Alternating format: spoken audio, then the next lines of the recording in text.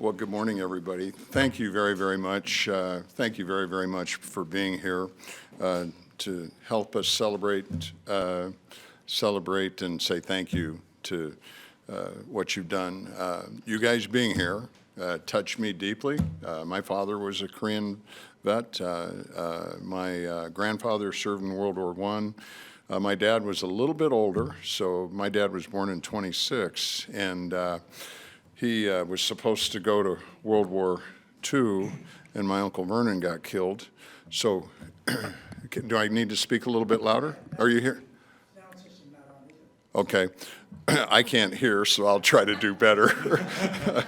So anyway, my father was supposed to go to World War I. Uncle Vernon got killed in World War I, and my grandpa went to get a deferment, and Dad got a deferment, stayed home on the farm, making sure his younger brothers and sisters and everything, and so he stayed home on the farm, and then when he was 25, he was drafted to go to the Korean War. He had met my mom. They got married before he went overseas, and so he's with a lot of you guys were young bucks then, right? 18, 19. So his nickname was Pops. His nickname was Pops. And he wouldn't tell a lot of stories, but two would be he was in one of the first integrated battalions. So he would have been in a battalion with, I think there were three or four Caucasian soldiers in a battalion with like 200 African American men, and so he talked about that experience and at the beginning of Justice there, and then so you think of this, he was 25, and he said one day the sergeant comes out, everybody's lined up, and he said, "I need a typist." And he said, "Anybody can type, raise your hand." And Dad said he was looking down the line and nobody did anything, and he said, "Gee whiz, let's see it. I'm 25 and I was 15 when I took typing." So he said he raised his hand and he went and it was pick, and Sergeant said, "Son, you're the best we got." So he became the typist and the secretary, and so he thought that was a good deal because they were in the front lines, and so when they would move, he got to go along, first there. But at any event, very, very touched. Obviously, what you young men were a part of was a really, really key piece of fighting the early stages of communism and slowing it down. And I'm going to have the privilege in a few weeks. I was in Vietnam just a couple weeks ago, and we're going to do a trade mission to Japan and South Korea. And I think we do that right after Labor Day or the first week in September. So I hope that when you think about all of the good that's gone on in South Korea, that your sacrifices, that you feel tremendously good. And so today, 70 years, it's really important. I want to take a minute to introduce Dan Ryberg. Dan, thank you. President of the Korean War for the Nebraska chapter. Don Kane, past president. Leroy Anderson, the USMC 1st Division, and Dennis Pavlik. There you go. Let's see, so where's Don at? Okay, there we go. So Don, thank you for being here. And then Leroy Anderson, thank you for being here. And then Dennis, thank you. So who do you really don't need that cane, but you just kind of like to have it for a little sake of keeping people in line, don't you? Francis Sheets, thank you for being here. And Rex Gruber, thank you for being here. Yeah, and thank you for your service. We're very, very grateful. Also, I'm joined with John Hilgert. John, thank you for being here, who heads the Nebraska Department of Veterans. Our new Adjutant General, Craig Strong. Craig just took over about a month ago, I think, when we had to change the commission. As your governor, it's a privilege off the tops, and there's so many extraordinary moments, And I will tell you, the ones that touch you deeply is when you welcome some of our Army and Air National Guard home from being deployed. We're going to have a group deployed out this month to help on the border. And so it's unbelievable. You go and they say, well, thank you for being here. Are you kidding me? Thank you for the service. And it's extraordinary. So I think that also want to just make sure it's a privilege to be able to do this so that we never forget, right? Sometimes the Korean War is regarded as the forgotten war. It's sure as heck not forgotten, and that's why it's important that we're here to keep it alive and to be able to make sure we keep saying thank you for your service, thank you for what you've been able to do, because it had an incredible impact on our liberties. And I just talked to a person this morning that was over in Omaha Beach in Normandy and with their children, and said, you know, it'd be really good if every family could be an experience so you could keep the liberty alive and our freedom alive with each generation. So, I think the other thing would be the Armistice was signed July 27th, 1953, and we're 70 years, and today there's right at 5,000 of your colleagues that are living here in Nebraska. So that's the other thing. Make sure that we say thank you to you here and to all 5,000 of your colleagues that have served. So with that, I want to turn it over and introduce Dan Ryberg to say a few words. Thank you, Dan. Thank you, Governor. I do want to thank the Governor for taking this time and opportunity to remember those who are no longer with us, those who are with us. As the president of the Korean War Veterans Association chapter in Nebraska, and on their behalf and on behalf of all Korean veterans, living and dead, who have served in the war and who have served since, I want to thank you very much for taking this opportunity. According to the World Herald, I believe yesterday, there were over 334 Nebraskans that didn't come back from Korea. And I noticed that just in last month's paper, they identified one, what was his name, Ryan, I think. They identified his bones, brought them back, identified them in Hawaii, and they buried him just last month up in Valentine. So we are being remembered. And it was known as the police action, the forgotten war. And I think there was just recently a resolution by Congress to acknowledge that it was a war. I don't know whether that resolution got anywhere or not, but I did read somewhere where there is a resolution that's to declare it a war, not a police action, not anything else. So what you guys did there, I served there in '68. Our membership consists of people, all servicemen who served in Korea whenever, and their supporters. I was there in the DMZ in '68. They had more deaths in '68 than they have before, since the Armistice and since '68. That's the year that the North Koreans sent down the platoon to try to assassinate the president, and there was a lot of incursions on the DMZ during that year. But if we need to look to see whether or not this was worth it, we need to look no further than the Korean people themselves. They have built, as a result of your sacrifices, they have built one of the most economically stable countries in the world. That's because of you. And you cannot go anywhere where there is a Korean-born person. When they find out that you were a serviceman and you served in Korea, they will be all over you with Thanksgiving. Nowhere in the world is a United States service military man welcomed more than in Seoul, Korea. So it was worth it. It was worth it for all of us. And the young people need to remember, too, that freedom is not free.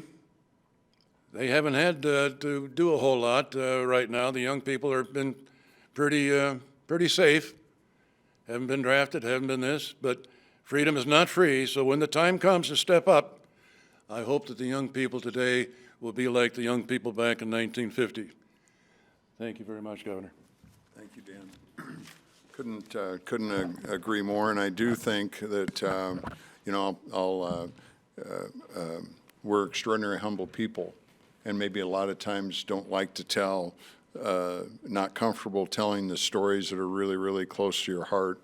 And the thing that hopefully you young men and your colleagues will do is be a little more, tell your story more, because your story is really, really important for my grandbabies to know about, and that it's vivid enough, you tell the story vivid enough so that they tell that to their children, and because it's a really, really important piece. So the other want to also introduce Adjutant General Craig Strong. If you please come up. Thanks for being here, Craig. Thank you. Good morning. Really, very much appreciate the invitation to be here today. It's just an honor to be in this room with what I would consider my heroes. And when we talk about what we need to be prepared for today, when I had my change of command ceremony and I saw all of the soldiers and airmen, I thank them for being Nebraskans and for answering the call. And you, in front of me, answered the call in a time of extreme conflict, and I'm very thankful for that.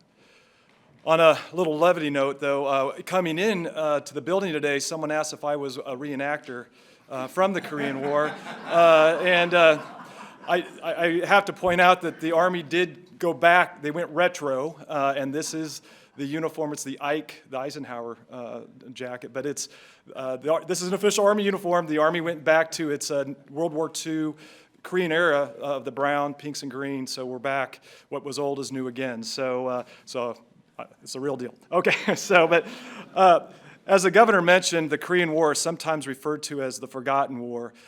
Yet military leaders serving today, even today at our Command and General Staff College, at our Army War College, and Air War College, we study the Korean War and the hard-fought challenges and those lessons learned. So even today, those lessons are being instructed to our next generation of soldiers, airmen, sailors, and Marines. I looked into the Nebraska National Guard's history, and there were many individual augmentees that did serve during the Korean War. Our one unit that is still in existence today that was activated for the conflict was our 43rd Army Band.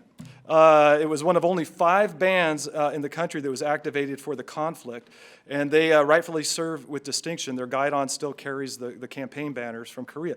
So it's the 43rd Army Band. The Marine Corps has the President's Zone. I call the 43rd the Governor's Zone band here in Nebraska. So if you haven't had a chance, we need to honor and provide that musical entertainment that they do.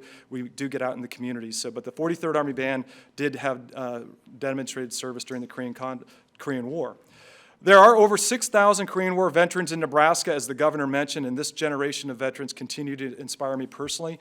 I've recently had an opportunity reading a book, East of Chosin, and the Chosin Reservoir conflict of 1950, and some of the key quotes that just show you the grit of the soldiers of that era. Colonel Chesty Puller, Marine, U.S. Marine Corps, 1st Marine Regiment, his quote, "We've been looking for the enemy for some time now. We finally found them. We're surrounded." Well, that simplifies things. So that just demonstrates the courage of the soldiers and Marines that were fighting in that conflict. I've also learned a lot from a quote from the Navy on this line. It's borrowed from the classic film, The Bridges of Tokyo-ri. As the admiral had just lost 3 crew members' lives, and yet the carrier flight deck is busy launching another mission. "Where do we get such men?" he says solemnly. Well, I would submit we get men such as that across our communities in Nebraska and places like where we live and the men that I see in front of me today. That is where we get such men. I've been fortunate in my life to be influenced by many military veterans in the communities and from my family. There are truly people who have made Nebraska and our nation great. So thank you for this opportunity to be here today, this ceremony, and celebrate the Armistice. And on behalf of the 4,000 airmen and soldiers of the Nebraska National Guard, we salute you. Thank you. Thank you for your service. Thanks, General. Appreciate it. Thanks, General Strong. And next, the Veterans Affairs Director for the state of Nebraska, John Hilgert. Thanks for being here, John. Thank you. Thank you.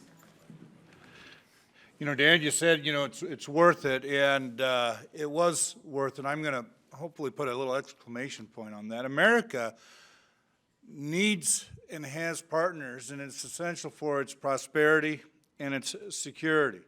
Now, America was a global power before the Korean War. Came out of World War II virtually untouched as far as the continental United States, as no one was left standing so strong as America. But the Korean War, your war, was the first example of international cooperation and collective defense.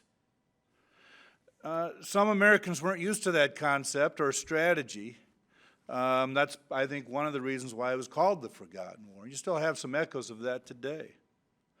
But frankly, you defined what America is today. You defined the country that I love.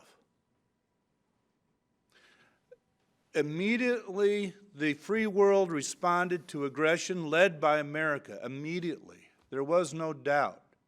And America continues to lead the free world for fighting for justice, for democracy, and for what's right. Now, you can, of course, talk about all these great concepts, but at the end of the day, this day, your day, it's about you. It's about a soldier, sailor, an airman, and a Marine that responded to her country's call and doing your duty with dignity and honor. So that's why we're here today, to recognize you. But it is absolutely worth it. You defined our nation, and I want to thank you for that. And this is why we're so proud at the Nebraska Department of Veterans Affairs to serve you. So thank you for your service. Thank you for all of those who helped get these wonderful heroes here today as well. I appreciate that and your cooperation. So tell that story. You're darn right it was worth it. Thank you, John. Good stuff. Extraordinary privileges getting to be your governor, and one of them is that I get to do proclamations. So I want to read a proclamation for you today as a celebration. And so let me say, whereas Nebraska is proud to be home to thousands of Korean War veterans who have bravely served in the defense of freedom and continue to be a true inspiration to all today as they were during the Korean War. And whereas 5,720,000 Americans answered the call of duty defending freedom, which led to the revitalization of infrastructure, economy, education by the Republic of Korea. And whereas we are commemorating the anniversary of the end of the Korean War, that is noteworthy in halting the spread of communism, advancing the cause of freedom, and leading to the vibrant rebirth of South Korea. Now therefore it be I, Jim Pillen, Governor of the great state of Nebraska, do by here proclaim the 27th day of July, 2023, as National Korean War Veterans Armistice Day in Nebraska, and I do hereby urge all citizens to take due note of this observance.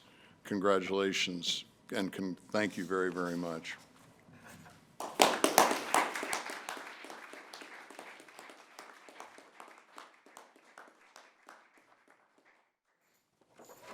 There we go.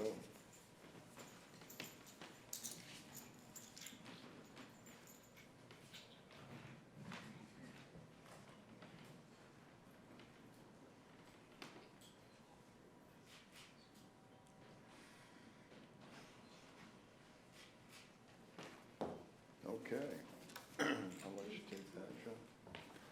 So let me just finish up again by big thank you.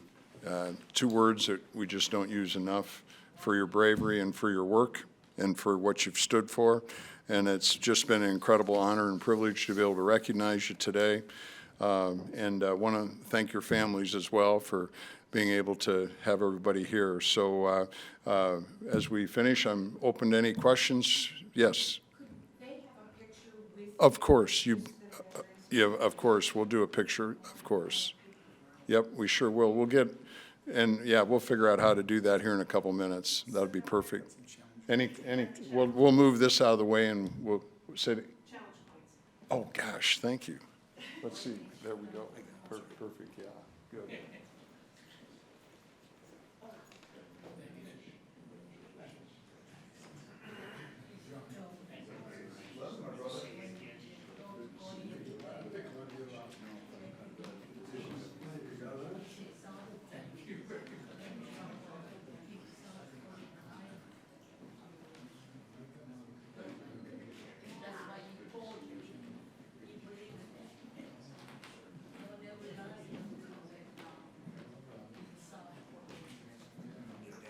Yeah.